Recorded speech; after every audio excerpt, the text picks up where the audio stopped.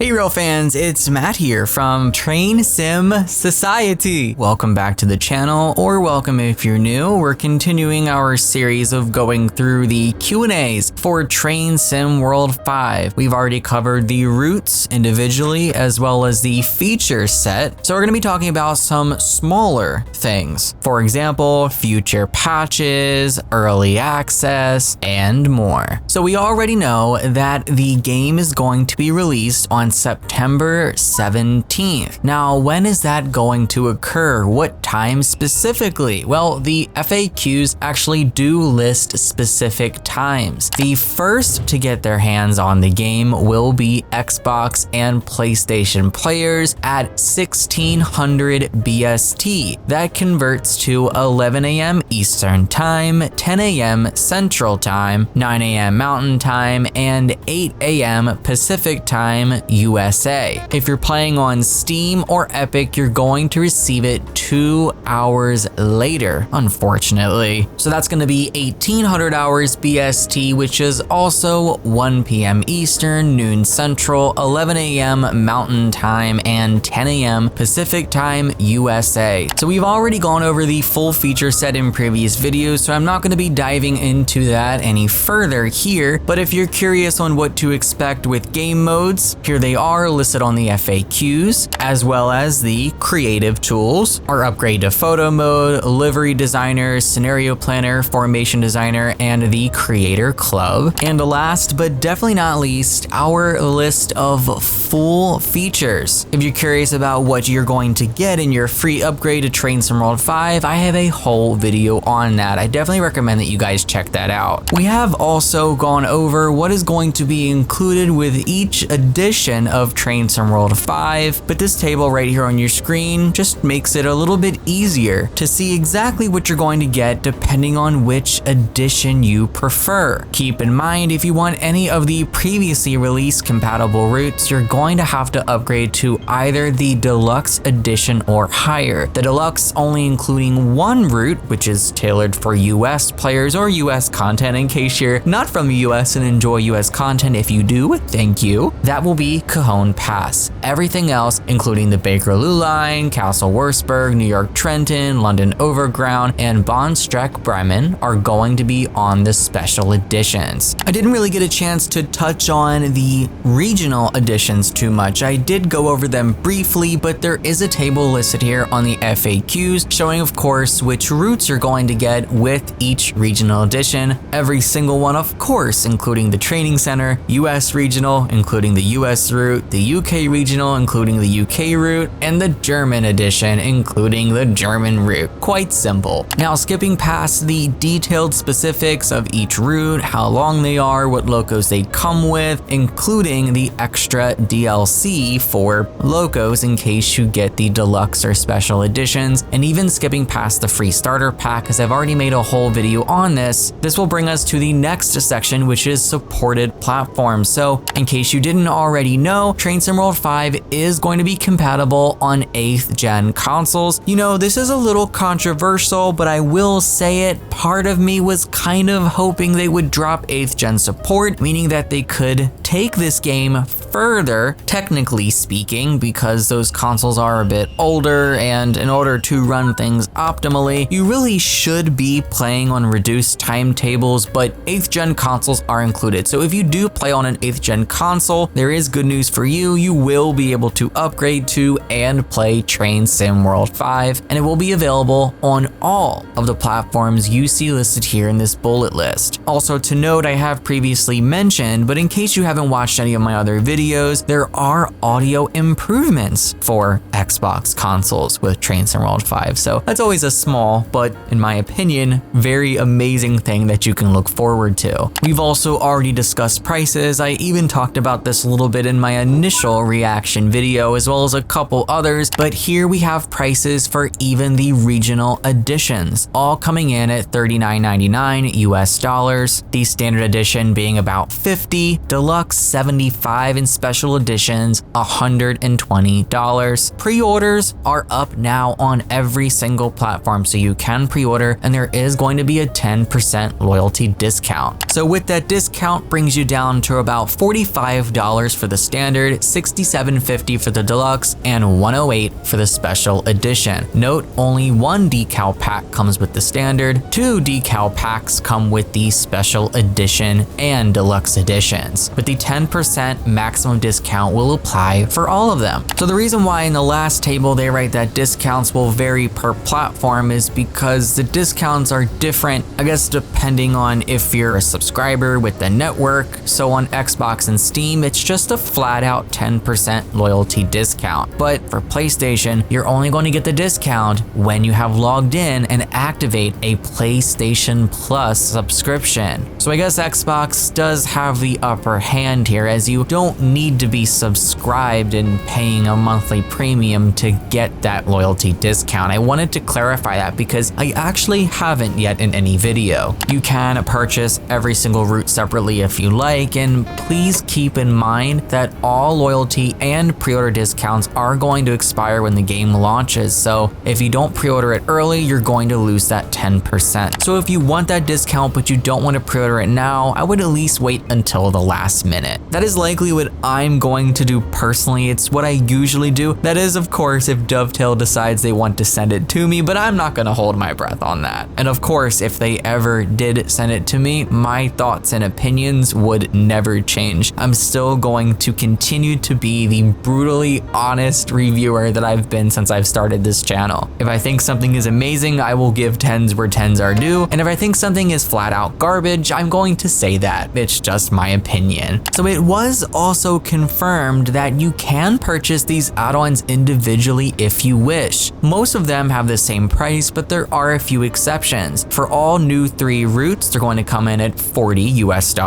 or 34.99 euros. And I'm not from the UK, but if I'm incorrect, correct me. This would be 30 quid, right? I always get confused on when you say pounds and when you say quid, but I've been watching a lot of videos and trying to learn a little more, so I hope that I'm correct. The difference is going to come in with some of the additional DLC, which we have the Flixtrain BR193, $17 US, 16 euros and 13 quid, or the Avanti West Coast Class 390 Pendolino, $22.99 US, about 18 euros and 15 quid. And no, there will not be a boxed physical copy of TSW5. It is going to be strictly digital, so if you're waiting out for that to come out, don't bother. You will be able to grab this on Game Pass, but note, it's only the standard edition. And because of this, that means you won't get the Flixtrain Vectron or the Class 390 Pendolino. So when does early access start exactly? We already knew it was on the 12th, but what times? For Xbox and PlayStation, you're gonna grab it first. That's 1600 hours BST, also 11 a.m. Eastern, and for Steam and Epic, that's going to be 1 p.m. Eastern Time USA. It seems like the rollout for TSW5 is going to be very similar to TSW4, whereas when you're in that early access window from the 12th, when you get it to the 17th, that is of course if you get deluxe or special editions, you are not going to have early access to your compatible content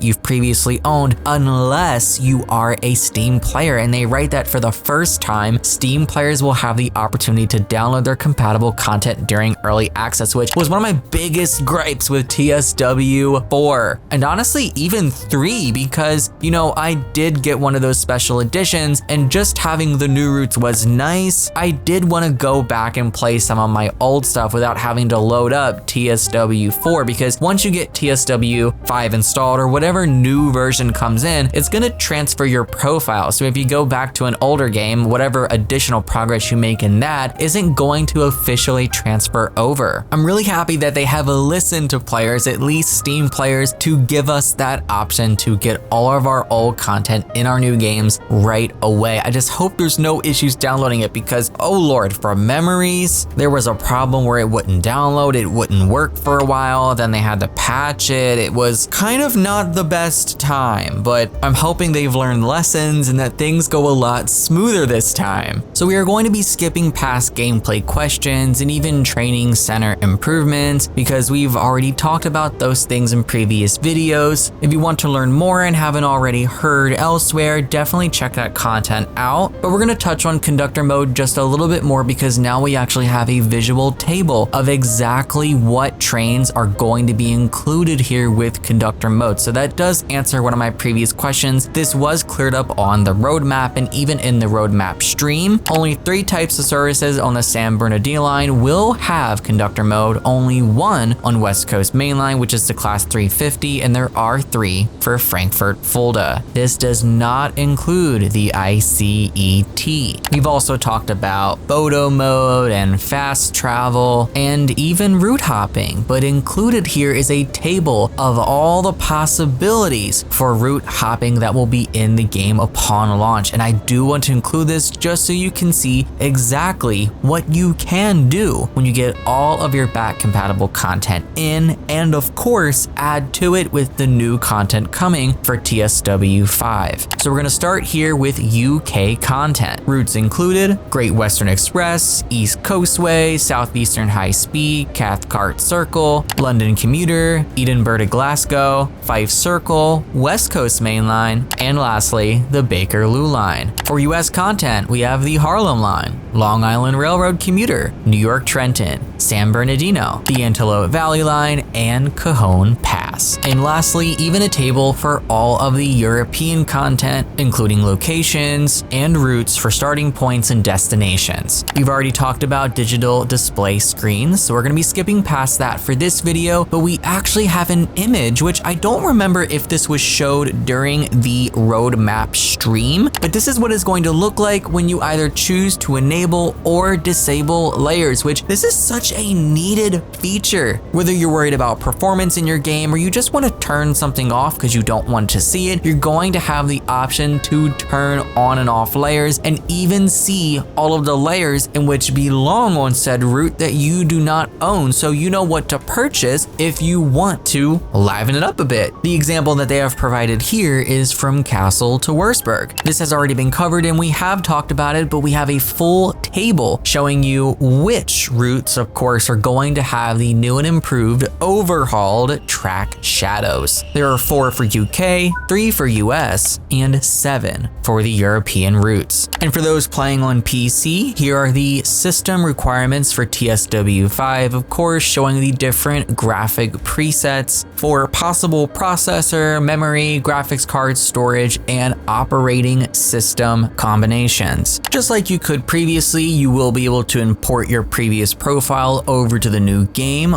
but it's recommended that you keep the latest Train Sim World game that you own installed until you have imported your profile. After this, you may uninstall other games if you wish. We've already talked about this too. There's no achievement sharing. You will only be able to earn new achievements in TSW 5. And purchased add-ons are tied to the platform that you purchase them on. They're not tied to your Dovetail account. So you can't purchase add-ons on the PlayStation Network and expect to be able to play them on Steam. That's just not how it works. You'd have to purchase everything again separately. If you've created custom liveries, scenarios, and formations, but haven't gotten a chance to upload them to Creators Club, you definitely should before upgrading to the new game, because once you delete your old one, you're going to lose them. The Dovetail Live isn't saving any of that progress that's stored locally on your machine, so if you don't upload them to Creators Club, move up to the new game, and uninstall the old one, you're going to lose all of that stuff, so definitely make sure you upload all of that before you upgrade. So up next, I want to cover a question that'd be pretty relevant to previous disc owners for older editions of Train Sim World. If you own a box copy of a previous TSW game on console, you won't be able to download a TS5 version of the add-ons included on the disc. So in order to resolve this problem, you're going to have to send a product key to Dovetail support. So for legacy games, with the upcoming release of TSW 5, TSW 4 is now going to be considered a, in quotes, legacy game. And they do confirm here that there will be no more official updates to Train Sim World. Now, this is a little bit different following the release of TSW 4. After we did get TSW 4, we did still receive